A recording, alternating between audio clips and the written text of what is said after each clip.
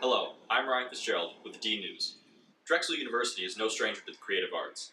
They even have their own record label, Mad Dragon Music Group. We spoke to Mike Matteson, a student on the label, about his music, his influences, and about his new album called Chocolate Milk. I didn't realize until my floor sat me down for an intervention that I had been drinking a half gallon of chocolate milk a day. And I was like, "What are you talking about?" And they're like, "Look, you have it in your hand right now. It's a half gallon of chocolate." And I looked and I was like, "Oh, this is a half gallon of chocolate milk, not a quart." I thought they'd been buying the quarts. Turns out I'm just stupid.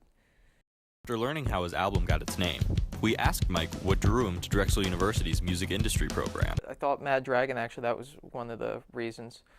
Also, the co-op program and the gaining actual experience was a big reason. And that real-world experience is deep-rooted in the Mad Dragon label. Mad Dragon's actually a class that the juniors have to take for 3 consecutive terms. My specific role in the label is I'm a label representative for Mike Matteson specifically. So I'm his one-stop shop for everything we do as a record label, whether it be questions about distribution or delegating tasks to the marketing team. These are things that I handle specifically for Mike. Now signed to the Mad Dragon label, Mike talks about his songwriting process. Usually it starts on guitar but then like after I listen to something else and I go, oh, I want to rip off that. And then I just start creating the riff off on guitar, get a riff down, and then I say, well, this sounds like a good verse or a good chorus. And then I come up with other parts that I think would go well together, and I say, well, what does this part, how could I throw this together? Could I solo over this? Does this sound like it really flows into that? Is this a song that I should keep to like 2 minutes, or could I extend this out to like 5? We also talked to Mike about his influences in the music industry.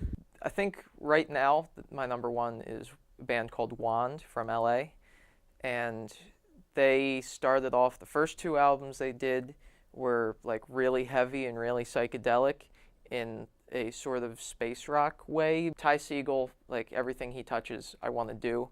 I even, to the point where when I play, I set up like he does. I play all the way on the left of the stage, and I face the side instead of facing towards the people, which is what he does.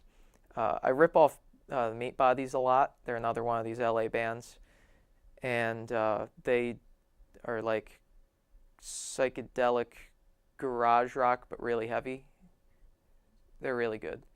Even old school jazz plays a part in Mike's creation. Like I heard from Buddy Rich, he said that like everything inspires him. He sees a drummer doing one thing and he's like, oh, that's really cool. I haven't heard it that way, and I should do something that goes like that. And I'm kind of like that. Like I could watch a really band and come away from it like that band was really, but they did that one thing that I really liked with the thing that like does this and then stops and like has that break in the riff, and then like I tried to do that in my own way.